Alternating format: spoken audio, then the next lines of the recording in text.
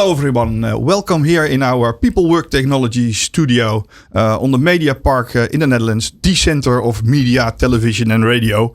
And today we'll be talking one of the most important subjects in modern business, cybersecurity of course. Because in a world where threats evolve faster than ever, it's not just about technology, it's about partnerships, it's about strategy, it's about trust. And to explore that, I'm joined by two leading voices in the cybersecurity and digital transformation world. From France, on my left side, and for you viewers on the right side, we have Bernard Montel, Field CTO EMEA from Tenable. Yeah. You're a man who's been on the forefront of Europe's cybersecurity evolution for a longer time. Yeah. And you know everything about exposure management and proactive defense. And on the right side from the Netherlands, because this is a European broadcast almost, yes. We have Eugene Tuijnman, CEO of SLTN. Yeah, you have a company that bridges technology and strategy and help organizations in true digital resilience. Don't you? Yeah. For a longer time. Yep. Bernard, permettez-moi de dire, c'est un vrai plaisir de vous accueillir dans cette conversation européenne. Merci beaucoup. Je n'attendais pas une question en français. I was not expecting a French question. Thanks a lot. France and the Netherlands may be separated by borders and maybe a little bit by language. Although we have the same colors in our flags. And the same culture. And the same culture. And even my family once came from France to this country. But you already have a clear vision on how you should help organizations stay one step ahead of cyber threats from Tenable. Yes. The cyber threats are very important today. And as you said as an introduction, they are growing, they are spreading everywhere. We have headlines every single day with data breaches. Yeah. When I started 25 years ago, I think data breaches was not so common. Mm-hmm. And we had a breach every 6 months. Every 6 months. And today we have breaches every day, and many of them in a single day. Yeah, it's amazing. This table is a bit of a Champions League of cybersecurity for me. Tenable and SLTN, you've been working together and joined forces to defend companies and organizations for a longer time. I always like to kick off, and you know that, Eugene, with my yes and no questions. I know. So you both get 3. So are you ready? Oh, Bernard, there's only yes and no. Okay. No opinion does not exist in my life. And we don't have it. We don't have a choice. That's the issue. And we don't know the questions in advance. So okay. let's go. Let's go. Bernard, will 2025 be a real turning point in how organizations think about cyber resilience? Yes. Eugene, would you say that cyber resilience is now discussed more often in the boardroom than in the server room? Yes, it is. Yes. Bernard, do you believe that European organizations are finally taking exposure management seriously? Or not yet? Not yet. Not yet. No. There's a no for me. Eugene, are Dutch companies moving fast enough to a truly risk-based security model? No. No? Too slow? We'll come back. I said no. Yeah? Just no. Just no. Well, we'll come back there. Bernard, will AI do more good than harm in cybersecurity over the next few years? Yes. Yeah. Eugene, would you describe SLTN Tenable partnership as a more strategic or a purely technical partnership? Strategic. Strategic. Yes. Excellent. Now we can have a lively discussion on those points, don't you think, Bernard? You are both well known, SLTN and Tenable, for technical excellence. But what truly defines your partnership beyond that technology point? You want to start? Yeah, that's fine. That's fine.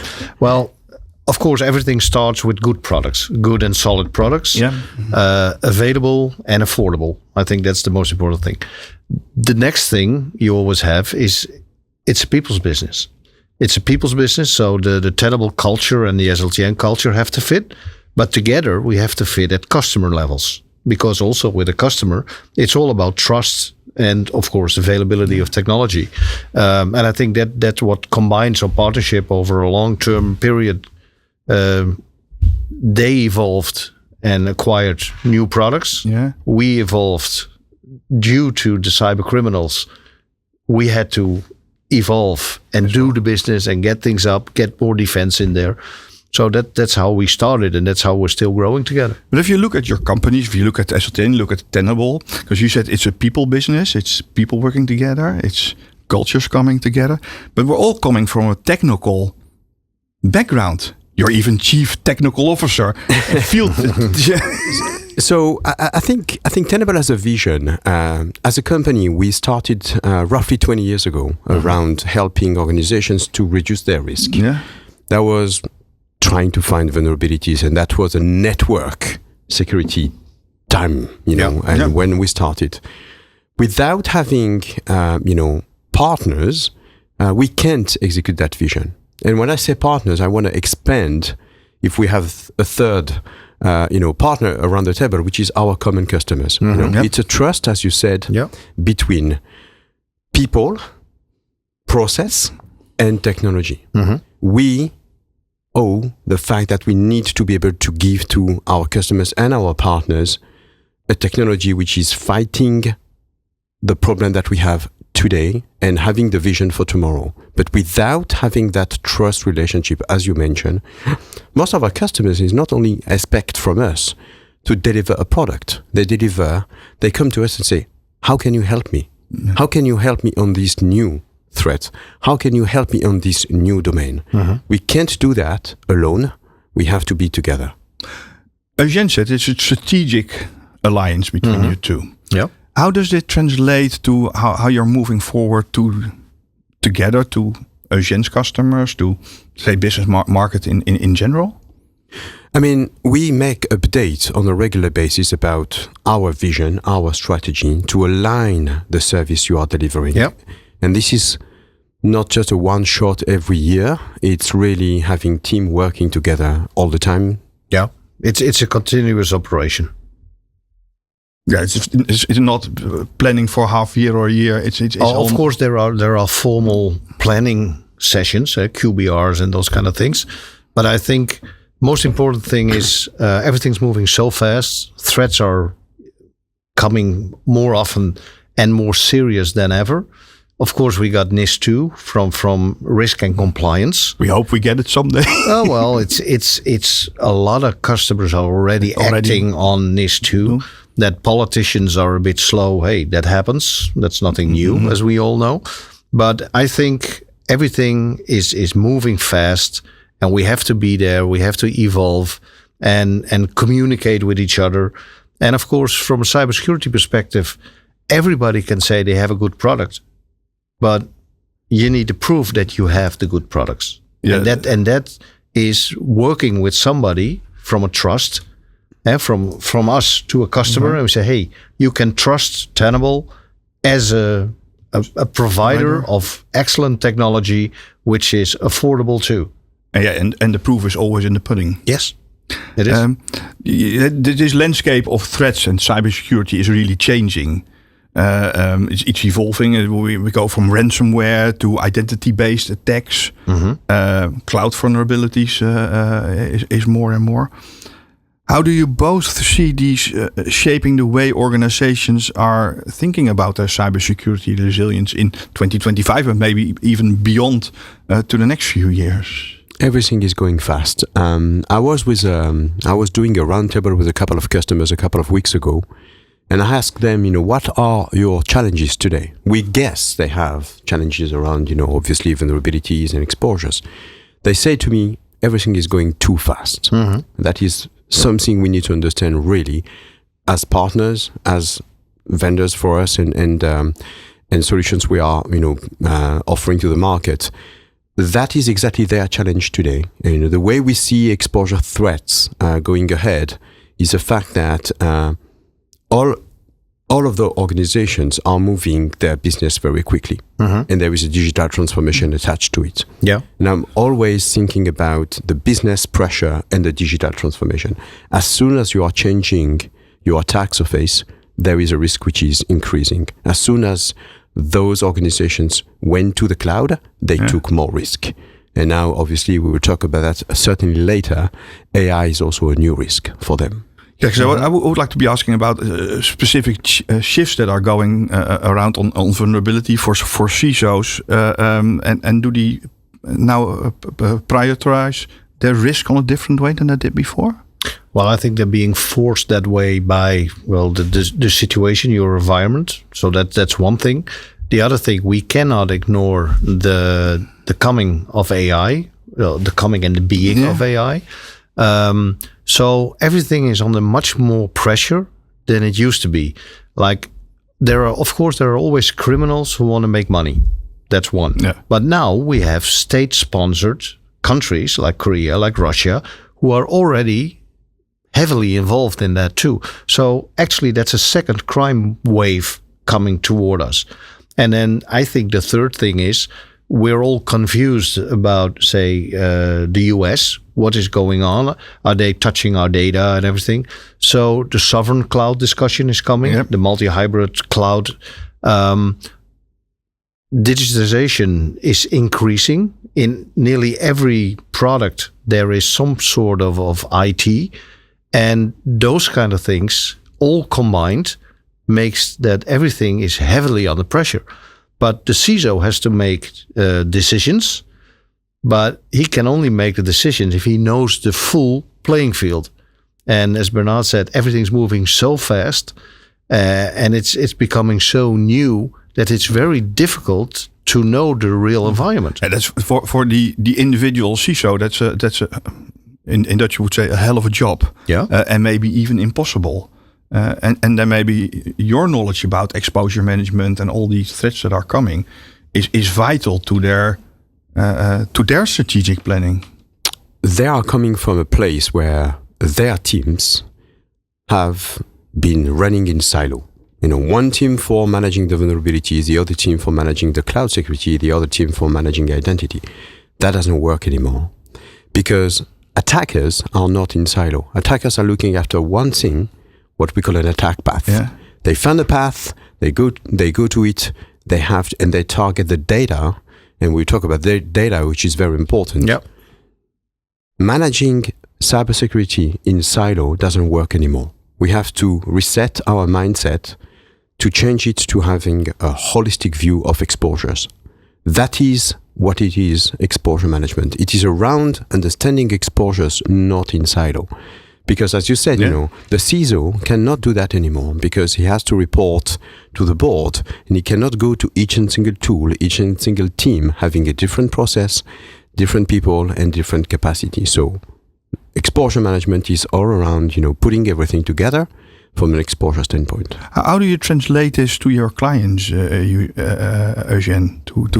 Well, it's there's like you got and the exposure. Exposure is all over the data. Yeah. But data is becoming even more important now for companies that help them transform because we got AI. And we don't want to have our vital data exposed to the public cloud. So you have to do data governance and know who's able to work with the data. And of course, you got the data security in there. And that's a total set at this time because customers want to move on with AI. But on the same way, they have an issue because, hey, there's a threat at our data too. Yeah. So how do you expose that or how do you discuss that? That's a tough question.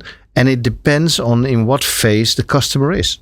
If the customer is in finance, the banks and insurance companies are more advanced in IT, security, governance than, say, production companies. Yeah.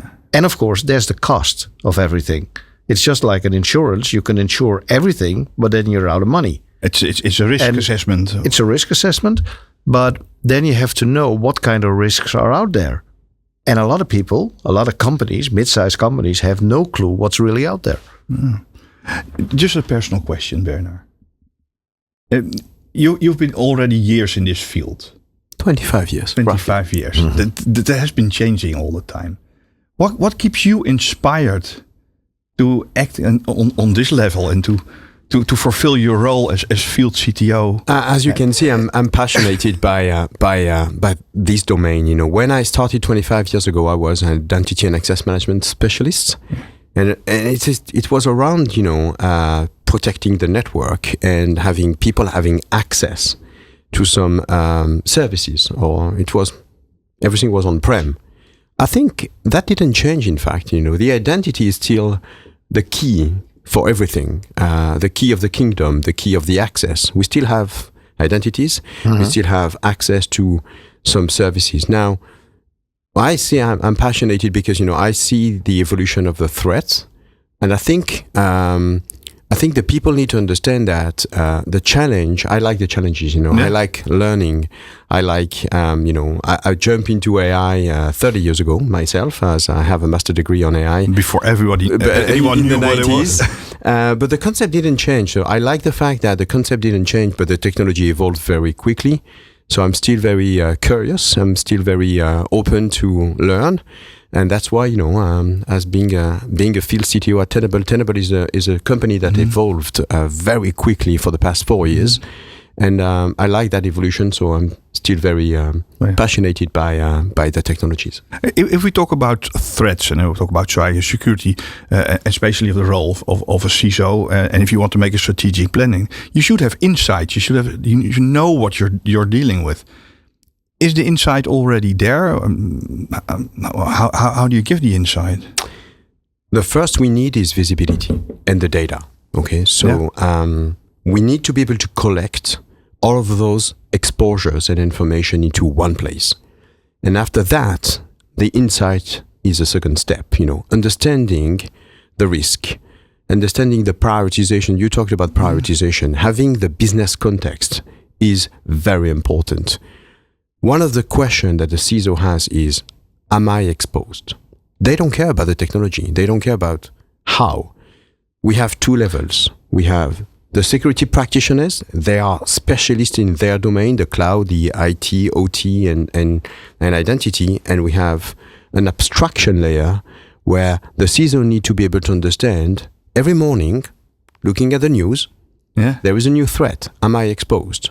So that is why the insight is very important, which is understanding the risk and being able to say, this is very important for me today, less important. Do you both have a common example of how this insight really helped, or how did it change the way that a customer or a client or an organization looked at it? I think if you 2 years, 3 years ago, if you look for vulnerability in legacy applications and things like that, you did pen testing. Yeah. Now you got fully automated, AI-driven pen testing. Just to give you an example, it's the same trick, but now it happens thousands of times faster. So it exposes you. No, you get. So you don't have to go through all the way by hiring an ethical hacker. That's fully automated. That's fully automated. The good thing is it's fully automated, so we can detect our vulnerabilities faster. The bad thing is the bad guys can also use that. Don't hand them the tools, Bernard. I mean, the thing is very important is that is why we introduced this concept, you know, more than 5 years ago around exposure management. Not everything is important. What is important is what is risky for the organizations, what is impactful from a business standpoint, you know. Will that specific exposure will impact the business or not? And that is a question we need to be able to answer.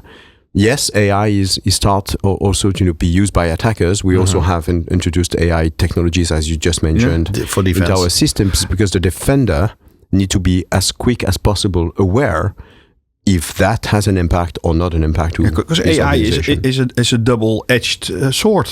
Yeah, it is. It cuts both ways. Yeah, but it also help defenders. You know, we need to be able to help them to go faster taking decisions. What are the biggest challenges? Because then you have to. We're on the good side, aren't we?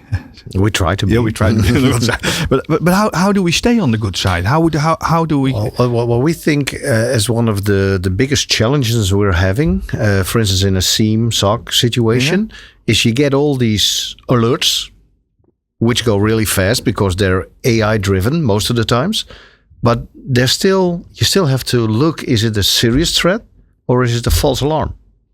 and that's still a people's business. So the capacity of the people interpreting what kind of alerts are there is really challenging for organizations. In the beginning, you talked about it's a human business. Yes. How do you keep that human business point running and in focus? And because we might go off to the technical part if we don't. But I meant the selecting a vendor, selecting a partnership, selecting the customer's total circle. I think that's much more a people's business thing. From a technical interpretation and say technical defense, I think that's going to be much more a machine thing than a people's thing. The machine is answering to the question, could you help me understand what's happened? Yeah. And then the people take decisions. And we never have to change that. The people at the end are taking decisions. They're also responsible by law. They have ownership. Still, yeah. I don't think that this changes really fast. No, I don't think so. Yeah. But again, it's if we ask OpenAI certain questions, we still interpret it as good or false, or valuable or non-valuable, and I think that's going to stay.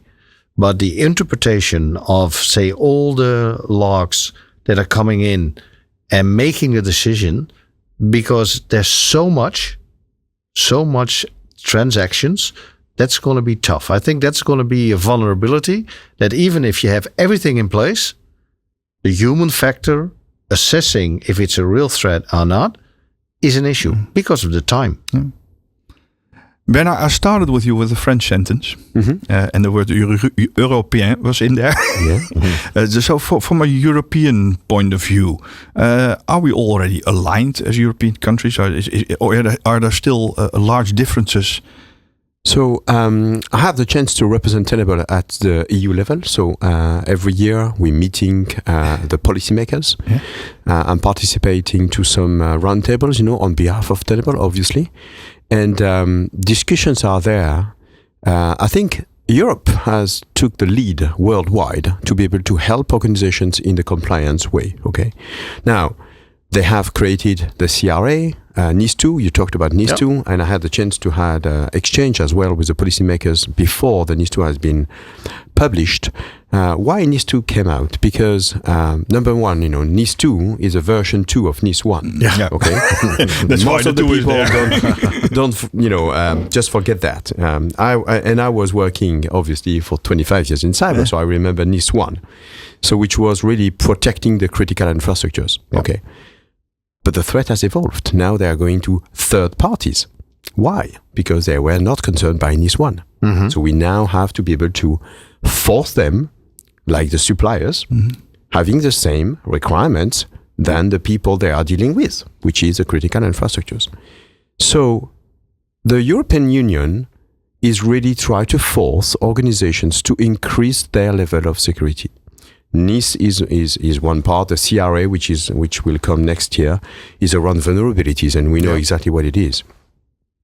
Yes, European Union are trying to push everyone together to increase the level of security, but compliance doesn't mean security.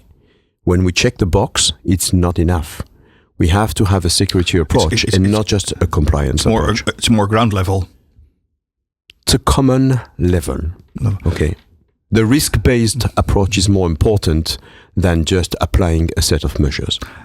Now, because we're now in the Netherlands, or Les Pays-Bas, and Eugene is you have a really Dutch organization, completely focused on Dutch market. Mm-hmm. How the Dutch fit in this? Are we ahead? Are we in the middle? Where are we in the league? I have some opinion on that. I know that each country is different as well. I know the French they didn't transpose already the NIS2 yet, because that need to go through a government. And then I know that in your country you have also 3 or different kind of regions, and each region is having their own autonomy. So it's also the translation of NIS2 could take some time. It's not each country is equal to the translation. No, but also of course the size of the customer depends. And like the large enterprise and the big corporates will have everything in place pretty fast. But I think the majority of the industry and organizations are struggling with this because they don't have the staff, they don't have the tool set.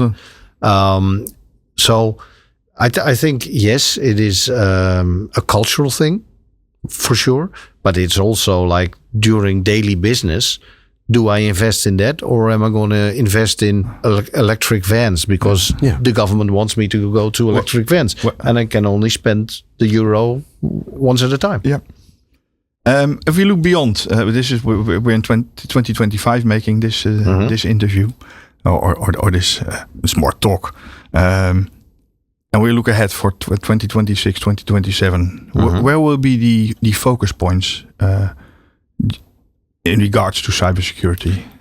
I think, and I said this before, I think quantum safe and the encryption. I think personally, encryption of data at the highest level, and quantum safe means that even a quantum computer cannot decrypt the data.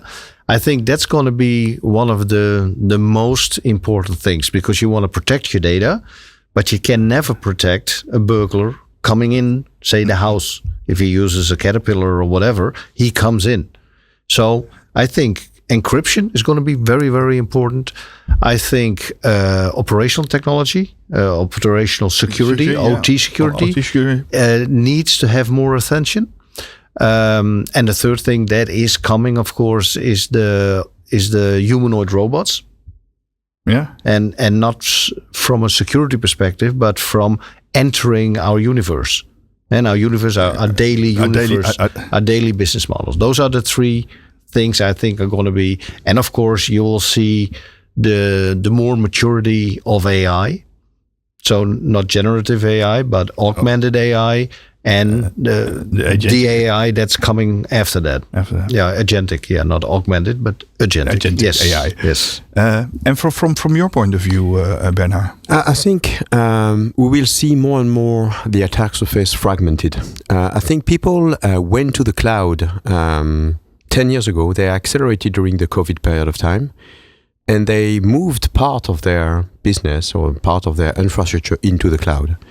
They kept part of it on-prem as well. So we're not into a full cloud. We are in a hybrid world. That is, in fact, even giving more complexity. When we move to the cloud, it's 10 times more complex and we keep on-prem infrastructure. When we keep both of them, hybrid, you can imagine how the infrastructure is complex. That is one trend that I can see today. Tomorrow, obviously, AI. I think we are just at the start. You said, AI is a knife with two sides. Yeah. Attackers are using AI. But I think controlling AI, we have shadow AI today already. I think AI... People using AI because they don't get a safe solution from their own company. Going back to what I said, the customer said it's too fast. AI is too fast today. I think everyone want to use AI. They didn't want to change. They didn't want to choose. And then all of their employees start to use ChatGPT and Copilot and so on and so on. So they have to be able to handle AI. Most of the organizations, we've done a study at Tenable, 89% of organizations has started an AI project. Yeah. 55 in production. Their own AI project, not using AI tools. So the first part is use of AI. The AI tools, they don't have the choice. They make an upgrade. Suddenly, this new tool is using AI. And build AI. So they use AI and build AI. And this is the challenge the customers and our organizations have is, how can we secure that? Because it's going everywhere. The tools are not controlled. The skills, and that's why we partner, and then going back to people. Mm-hmm. We need to have experts on AI. They start to learn right now. They are learning it. In the meantime, companies have already started the AI project. So the security of AI, according to me, will be the next challenge for the next 2 years. I agree with you on PQC, post-quantum cryptography. Yeah. We need to start now, identify, and with Tenable scanners, we can easily just identify which asset has a low level of encryption because we have to change it now. But AI, for me, will be the next threat. I thank you very much for this Shall we go out with a quote? Oh yeah, that's all perfect. Last year I was on stage at Canales, and then we were talking about AI, of course. And I made up the quote, and I really did myself. AI is a toddler. Wait until she gets to puberty. And where are we now? Oh, we're still crawling. We're still crawling. Yeah. Yeah. And I know as a father, puberty is hell. I think most people who are watching will know what I mean. We'll acknowledge it. But I found it a nice metaphor. Yeah, thank you. We're going to do something with it. Okay. Yeah, sure. Thank you very much, thank you, Eugene. And thank you very much, Bernard Montel, thank you for coming here. It was a pleasure. Eugene is what we call a friend of our broadcasts. I'm a frequent visitor. And Eugene is a French name, no? Yeah, it is. Yeah. Et je parle français. Voilà, on va continuer en français. But for all the people who are listening now, not the French. But we really like to invite you to become a friend of our show, and maybe come back next year with pleasure and find out all the new threats and things. Thank you very much for watching this broadcast with Eugene Tuijnman from SLTN and Bernard Montel from Tenable. At People Work Technology, we like to tell the stories behind the ICT, behind the technology, and this is all about humans business. We really like that you're watching. Leave a comment, and we'll find you next time.